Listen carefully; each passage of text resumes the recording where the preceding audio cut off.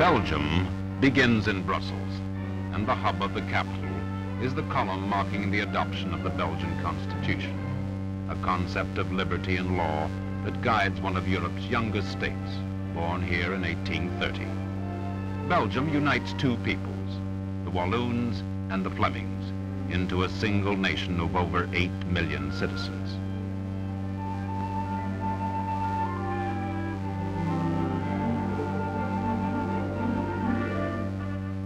The Constitution is a guarantee of personal liberty through democracy. In this kingdom, the monarch is not crowned. Instead, he takes an oath of allegiance to all his people, in French and in Flemish. Je jure d'observer la Constitution et les lois du peuple belge, de maintenir l'indépendance nationale et l'intégrité du territoire. Ik zweer de grondwet en de wetten van het Belgische volk na te leven, het lands onafhankelijkheid te handhaven en het grondgebied ongeschonden te bewaren.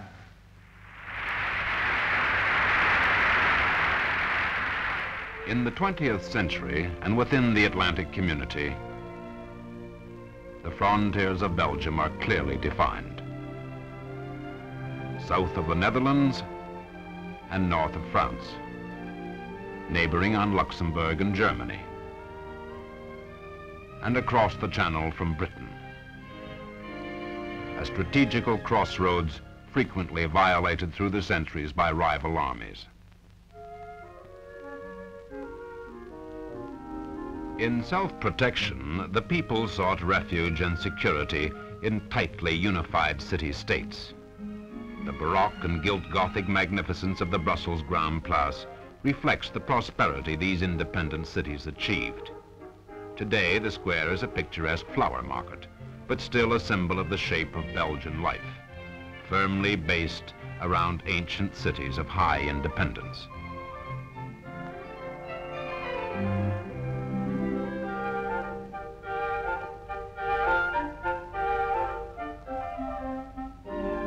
Rue de Chêne, Rijksstraat, Rue Royale, or Koninklijke Straat, according to whether your native Belgian language is Flemish or French. Officially, it's 4.5 million of one and 3.5 million of the other, but in fact, a majority of the people speak the two languages.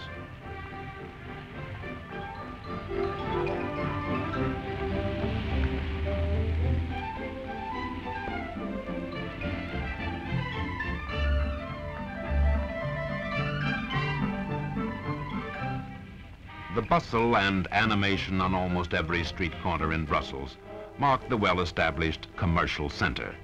And successful commerce begins with good communications.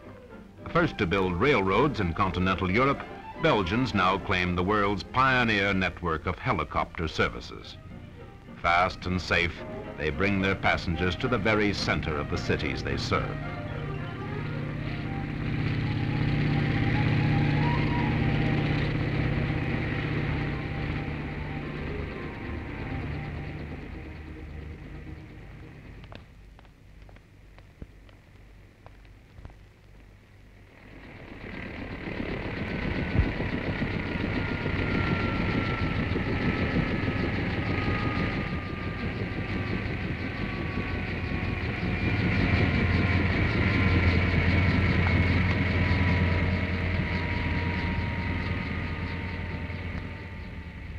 Les passagers pour Anvers doivent prendre le départ maintenant, s'il vous plaît.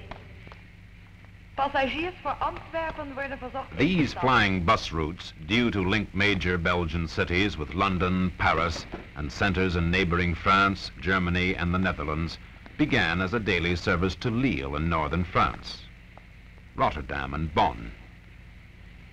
Antwerp, on the busiest internal route, is only 20 minutes from the capital by helicopter.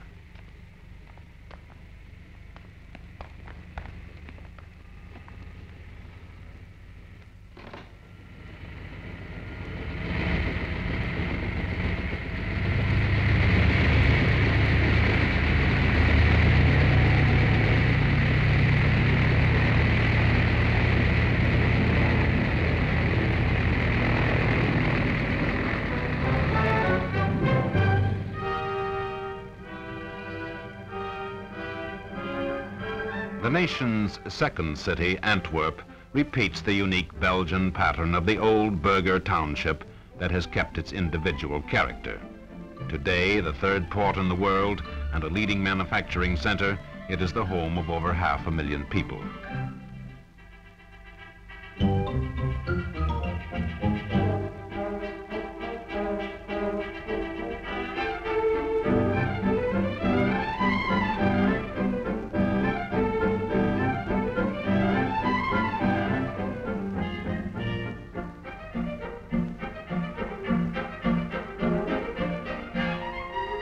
One of the oldest and wealthiest trades that has prospered for centuries is the merchandising of diamonds.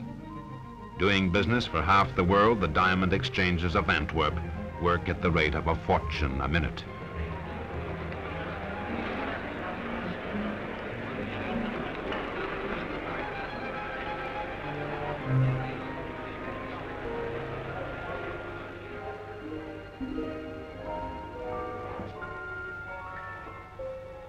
Personal integrity is the basis of this business.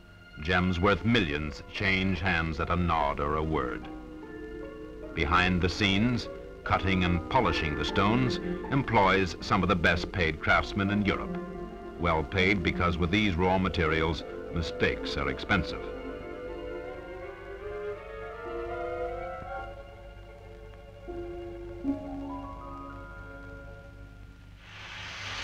Less delicate, but just as important a skill for Antwerp, where 15 new ocean-going ships are launched every year and dozens more repaired. To ship owners with a damaged ship and waiting cargo, time is money. And Antwerp often earns the money by guaranteeing the fastest round-the-clock ship repairs available anywhere.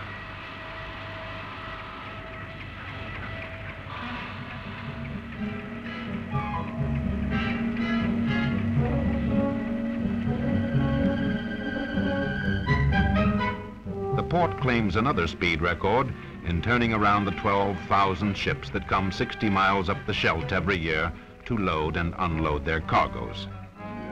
Shipments from the Belgian Congo are now 20 times greater than before the war. The Congo mines make Belgium the leading copper producer of Europe, while its farms provide hardwoods, vegetable oils, and fibers. Still more valuable in recent years has been the discovery of uranium.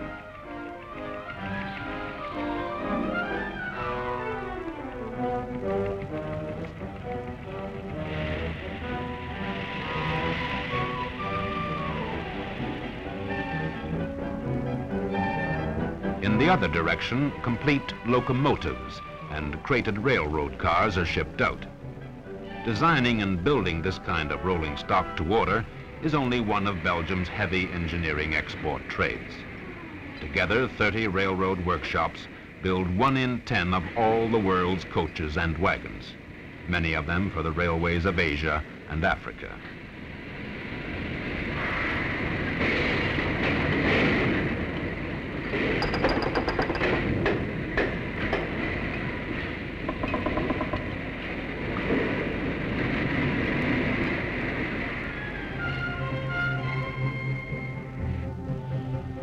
Belgium's own railroads are the densest in continental Europe. Antwerp's vast marshalling yards handle 250,000 wagons a year. The miles of track form a European crossroads linking the Netherlands, Luxembourg, Germany, and France.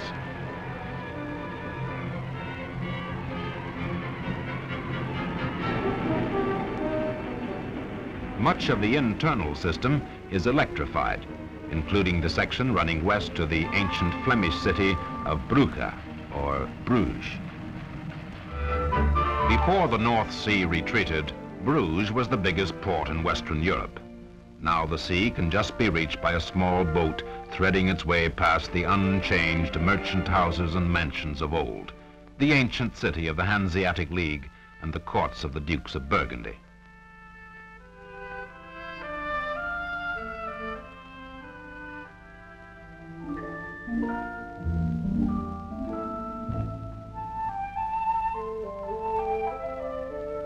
With so much of its history still on show, Bruges is a tourist center and a paradise for artists who work in the shade of Jan van Eyck and Memling.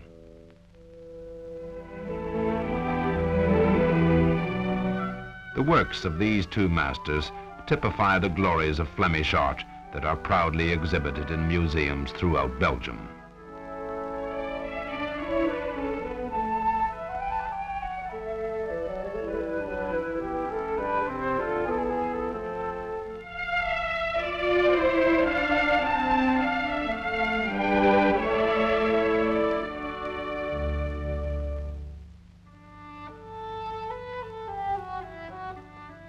Neighboring Ghent combines the riches of the past with the prosperity of the present. War and weaving have been the two constant themes of this embattled city. Today, textiles, and especially cotton spinning, are the basis of wealth in a lively and busy city.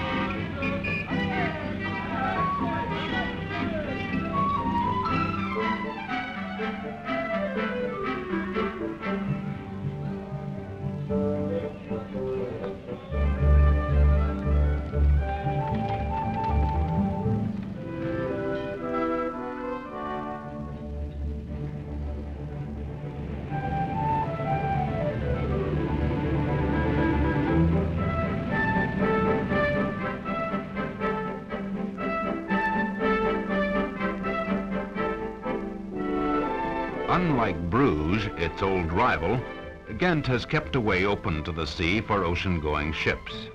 As Belgium's second seaport, it services Flanders and the industrial areas of northern France. Above all, the port handles raw cotton, wool, and other materials for textile factories. 1 in every 5 Belgian workers are employed in this industry, busily tending some 50,000 looms.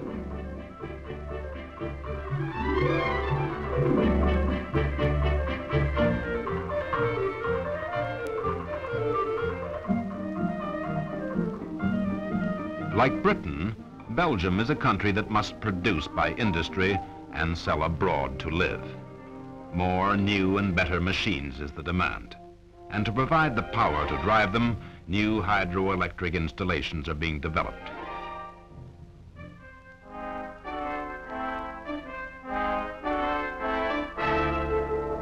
One of Europe's oldest industrial dams is proudly topped by the national lion, although in Belgium such monuments of peace are outnumbered by those of war.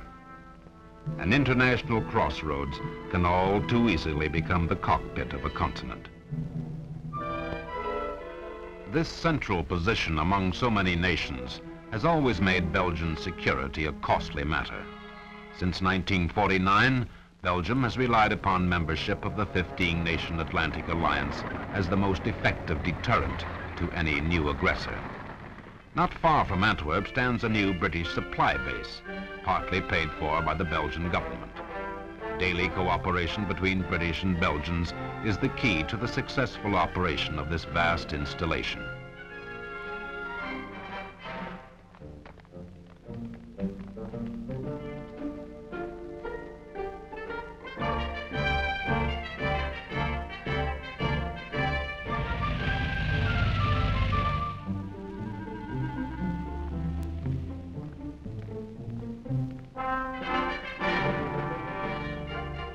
Here are stored and issued the essential supplies for Britain's 4 frontline divisions in Germany, forming together with Belgians, Dutch and Canadians, the Northern Army group that holds the NATO defense line from the Baltic to the Ruhr.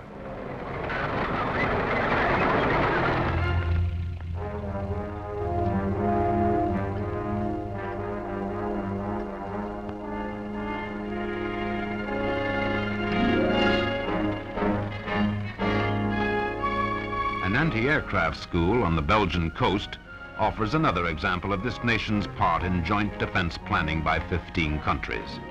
The center offers training to NATO students in combating attack by low-flying aircraft. Listen!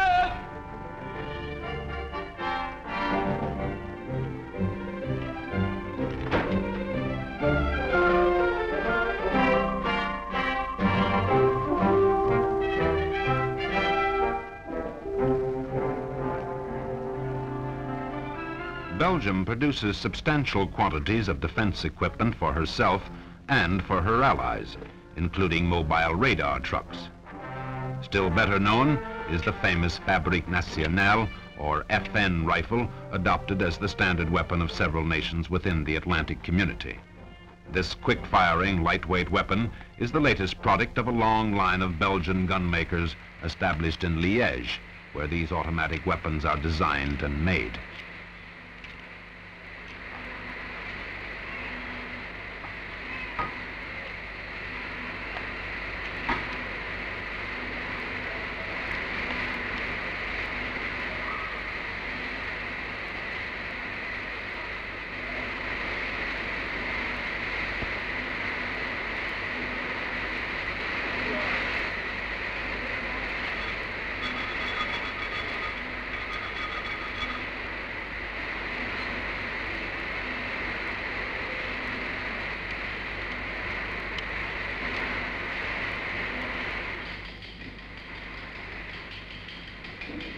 The same plant makes the famous Liège sporting guns. All this work is done by hand, including the hammering of traditional designs onto breech and stock. This same respect for things past lives on in Belgium's many archery clubs, which date back to the 13th century. They descend from medieval citizen groups that once trained with bow and arrow to assure the defense of their towns by constant practice and a strong right arm.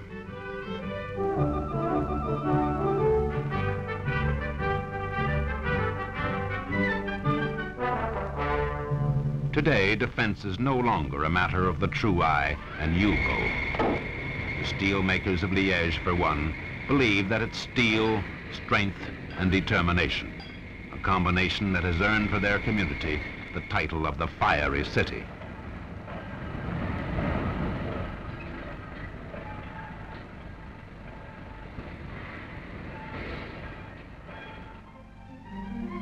This ancient settlement has been an ironworking center since Roman times and is now the country's principal steel producer.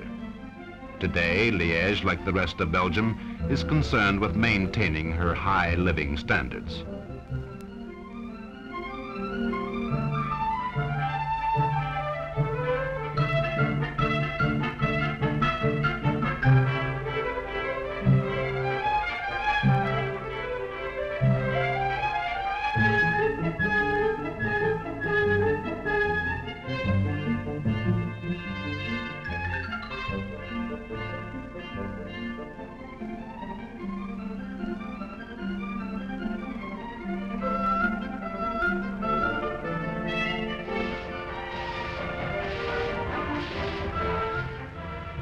But if Belgium is to continue her national development, modernization is essential, and the ever-present helicopter is one symbol of this nation's intention to keep ahead.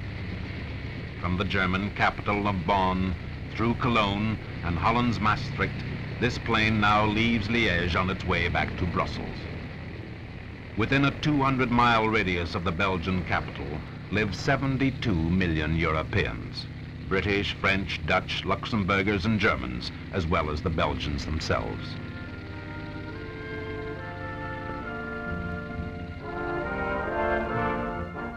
If the Atlantic Alliance can succeed in breaking down national barriers to encourage a wider flow of goods and ideas, the Belgians see their capital and their country as certain to gain increasing importance as an international center within the Atlantic community.